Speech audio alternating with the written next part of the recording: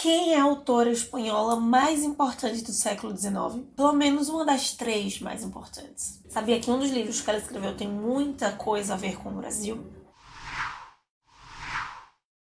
O que temos para hoje, Sanchos e Dulcineias? Eu sou a Larissa Bertolino. Você está no canal Uma Garota Quixotesca, onde nós sempre tratamos de literatura, personagens, propostas temáticas que abordem de alguma forma o nosso queridíssimo Dom Quixote de La Mancha. Mais especificamente, você se encontra na primeira resenha de julho de 2023. Nós estamos adentrando no período do século XIX, já após o romantismo, por nossa viagem pela literatura espanhola. Lembrando que durante esse mês de julho, excepcionalmente, nós teremos vídeos apenas às segundas e quartas, mesmo com o atraso dessa semana, às 7 horas da noite. O texto de hoje se assemelha muito ao Brasil pelas suas semelhanças sociais, pelas barreiras vividas pela sua autora, ou talvez por ter uma das variações espanholas no quesito idioma mais próxima ao português brasileiro. Por essa viagem, a história da literatura, embarcamos ali no século XIX, no meu período favorito. Nós temos muitos movimentos, romantismo, realismo, naturalismo. Diferente do que muitas vezes a gente pensa ao organizar a estrutura para estudar de algo linear, os movimentos não acontecem assim diretamente, terminam um, começa o outro. Eles estão ali se formando no mesmo período, compartilhando ideias, pensamentos, artistas, e tudo vai se cruzando, se imbricando. E nessa teia de aranha, nós encontramos uma das 3 autoras mais importantes da Espanha. Na verdade, talvez o homem e a mulher mais importante das estéticas realistas e naturalistas na Espanha. A história dos dois também se mistura bastante. Mas hoje o nosso foco é nela, na escritura. Se você já sabe quem são esses dois que eu estou mencionando, escreve aqui embaixo, antes de eu dizer quem são. Os avanços da industrialização, da urbanização, alteraram a estrutura social na Europa e no mundo todo. Com uma nova burguesia agora dona dos meios de produção e cada vez mais distante do proletariado, uma classe trabalhadora, ignorante, que vivia em condições cada vez piores e sem possibilidade de desenvolvimento educacional, né, digamos assim. Por isso que em vários lugares da Europa vão surgindo autores que vão criticar essas circunstâncias, que buscam retratar a realidade tal qual ela se apresenta, quase como se fizessem uma tela ou uma fotografia do momento. A Emília Pardo Bazán talvez seja a mulher que melhor fotografa a Espanha do século XIX. Especialmente essa fotografia teria sido feita, batida na Galícia, uma região originalmente celta, que foi posteriormente dominada pelos romanos, depois pelos suevos, pelos visigodos, leoneses, vikings, até uma de suas partes ser incorporada pelo reino de Castela e a outra parte pelo reino de Portugal. Dessas invasões, dessas dominações,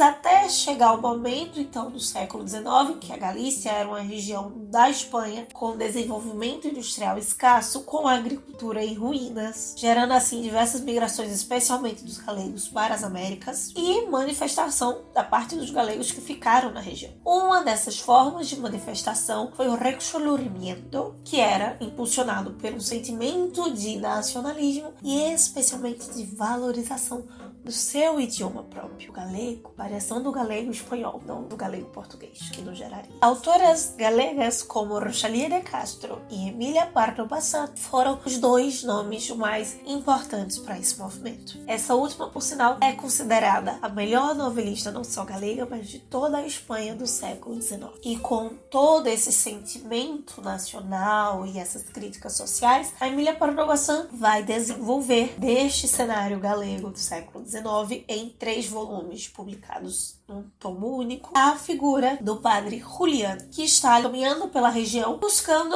Los Passos de Ulloa, que seria, né, a sua nova paróquia, o lugar para o qual ele foi enviado. Los Passos era um tipo de castelo ali solar, onde vivia o primeiro homem de uma linhagem, né? Se a gente for lembrar lá do Don Quixote, o fidalgo, filho de algo, de alguém importante, descendente de um marquês ou de um duque diretamente, que continuava continuava ali no território da família, no seu paço, no seu antigo castelo, mas que no espaço de coronelismo continuava mandando na região. No caso, os Pachos de Ulloa pertencem ao marquês chamado Dom Pedro Moscoso, que comanda a região com muita violência, brutalidade. Ele é um homem extremamente ignorante, egocêntrico, que reforça a máxima do naturalismo, que o homem nasce bom, mas que a sociedade o corrompe. Através deste personagem especial, Dom Pedro e os seus agregados, a Emília Pardo Bazán vai introduzir o naturalismo na Espanha. Como eu falei no início, naturalismo e realismo, eles vão estar ali em momentos imbricados, por vezes misturados. Essa autora, ela é pioneira de muitas estéticas, de muitos movimentos e até de ações na Espanha. Ela é uma excelente realista, escrevia com um estilo realmente realista, no entanto, ela começará essa percepção naturalista através até de influências darwinistas, positivistas sobre o mundo. Vai retratar a decadência dessa aristocracia espanhola no final do século XIX, tanto no espaço urbano quanto no espaço rural, só que contrastando extremamente o campo com a cidade. Nesse período em que nós temos grandes êxodos rurais em direção ao espaço urbano e destacando os vícios que cada um desses lugares possui, não apenas os centros urbanos. Em Ulloa, por exemplo, que é uma região rural, o padre Julián percebe que, por mais que o Dom Pedro seja, assim, uma pessoa egocêntrica, quem comanda, na verdade, é alguém pior que ele. O seu capataz, chamado Primitivo, que aplica as violências solicitadas pelo marquês, mas que intensifica ainda mais os vícios desse homem através da sua filha, Isabel, que é cozinheira e amante do Dom Pedro, e a quem ela deu um filho chamado Perucho, mas é uma criança ali largada à própria sorte e que recebe violência e maus tratos de todos os envolvidos no castelo do Pacho. Quando o Dom Julián chega, ele percebe toda essa situação e quer mudar a realidade daquele lugar. A sua primeira ação é justamente trazer uma boa influência para o Dom Pedro através de uma esposa excelente com uma boa conduta moral. Na divisão dos 3 volumes da obra, por exemplo, nós já sabemos tudo isso no primeiro volume. Também no primeiro volume nós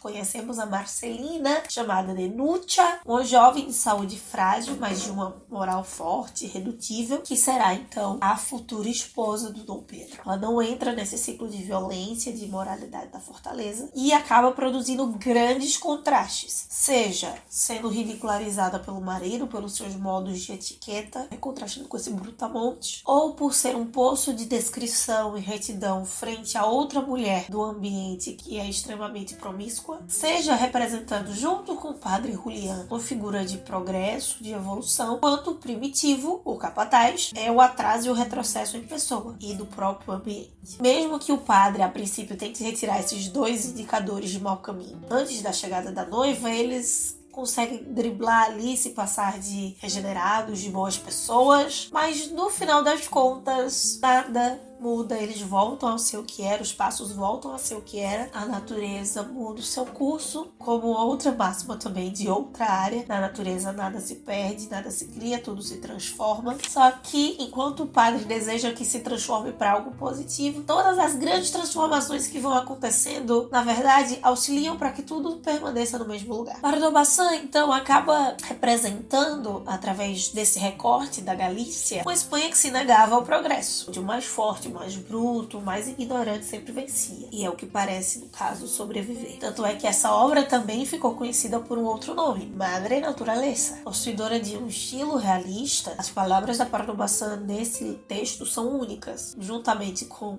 o seu amante, que também foi o Benito Pérez Galdós, eles marcam o realismo espanhol ao conseguir, diferente até de outros movimentos artísticos durante a história, abarcar o máximo de tipos sociais possíveis. Eles tratam da burguesia, da aristocracia, da população pobre, miserável, rural, urbana, e além de acusar todas essas falhas, eles trazem propostas de mudança, assim como a Nucha o faz no enredo. No caso da Emília, ela apresenta justamente o padre, Dom Julián, e a Nucha, a esposa, como esses propulsores de progresso, de mudança. Eles são símbolos dessas possíveis alterações. ou seja, das alterações que a educação poderia trazer. Afinal, não poderia ser outra proposta vindo de uma poetisa, de uma romancista, jornalista, crítica literária, editora, tradutora, mas especialmente professora universitária, acadêmica, catedrática, que tinha como causa maior a educação das mulheres. Além de Núcia ser uma personagem forte e importante da obra, a Isabelle também é. E o seu destaque não vem por ser simplesmente amante do Dom Pedro,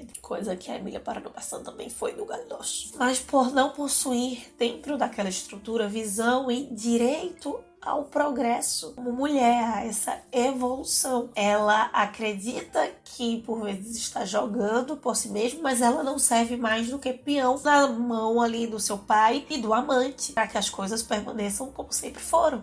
Em outras situações que eu não descreverei, para não te dar spoiler, eu aqui não contei nem um terço do livro, você vai precisar ler para descobrir, a Núcia vai se dando conta do que realmente acontece ali naquele passo. E por isso a relação com o marido dela vai se deteriorando, se é que existe uma relação, enquanto o Sabelo e Primitivo continuam mandando e desmandando. O padre acaba sendo perseguido por suspeitas mentirosas ali do Dom Pedro, acaba tendo que fugir e parece que, de fato, o mais bruto, mais ignorante, consecutivamente o mais forte sobrevive. Há uma frase da Sabelo no texto, por mais irônico ou até forte que pareça, ela tem diversas interpretações para essas situações. Quase não bebo, sino água. Eu quase não bebo nada, a não ser apenas água. Um cinismo, sim, ou até água no sentido de água como uma bebida da própria natureza, uma única coisa boa, positiva que esse lugar possui, natural, né, desse lugar, porque tanto o Julián quanto a Núcia não são naturais dali. Como se o que se pode se alimentar dali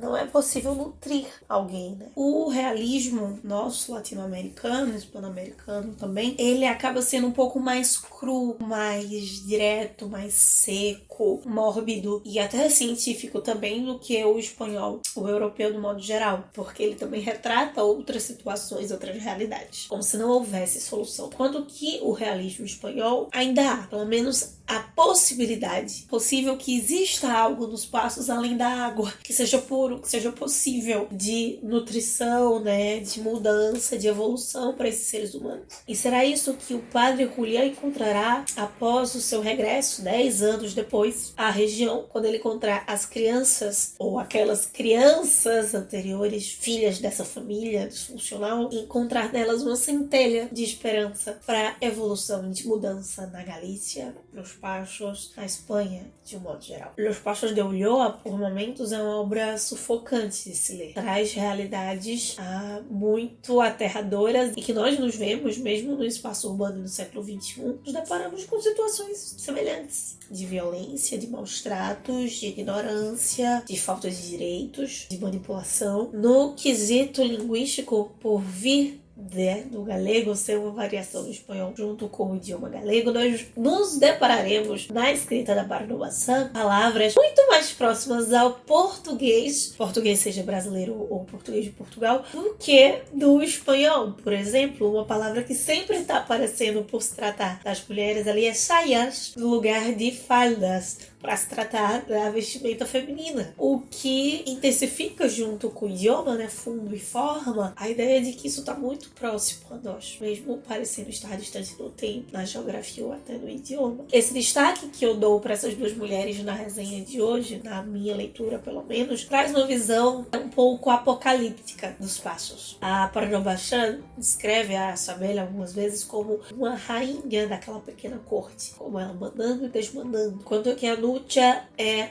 uma mulher mais redentora. Quase a visão das duas mulheres do Apocalipse, né? A mulher Babilônia depravada e a mulher noiva eleita, separada, pura, escolhida. Lutando pelo domínio desse lugar. E por mais que pareça que a noiva está perdendo, no final, quando a representação de Cristo, que é o padre, volta, parece-nos que a noiva realmente ganhou na meretriz. A descrição, então, de toda essa situação pode ser crua, pode ser seca, mas há a possibilidade de raios de esperança no final. Raios de esperança escritos por uma autora que foi pioneira em tantas coisas, mas que foi barrada 3 vezes de entrar na Real Academia Espanhola. Então, dentro desse realismo, nós temos uma esperança, sim, mas de uma visão de uma mulher que conseguia, mesmo almejando alterações, almejando uma Espanha, uma Galícia melhor, tinha uma perfeita noção de como as coisas funcionavam e por que elas funcionavam desta ou daquela maneira. Eu termino o convite para você ler essa obra com uma frase da Perturbação, não desse livro necessariamente, uma frase dentro de um ensaio dela, e que talvez seja a grande possibilidade da Núcia dentro dessa obra e da visão que ela compartilhava dela, do Galdós e outros autores desse período. Todas as mulheres conciben ideas, pero no todas conciben hijos. El ser humano no es un árbol frutal que solo se cultive por la cosecha. Fica a sugestão, excelente livro e de todos os outros que nós vamos apresentar para você nessas férias, para que você, homem ou mulher, se cultive através da educação, através da literatura, mesmo que seja uma visão romântica já no período de realismo. Tente se desvencilhar um pouco dos traços que o seu Pacho de Ulloa, em quaisquer das situações, tentou impor sobre você. Então é isso, meus queridos cavaleiros andantes. Esta é a primeira resenha do mês de julho. Nos encontramos amanhã para continuar conversando sobre literatura e te dar alguns conselhos, algumas percepções. Se você já teve dúvidas sobre qual é a melhor edição, qual a melhor formatação para ler um livro específico, a gente pode conversar um pouquinho mais aprofundadamente sobre isso amanhã.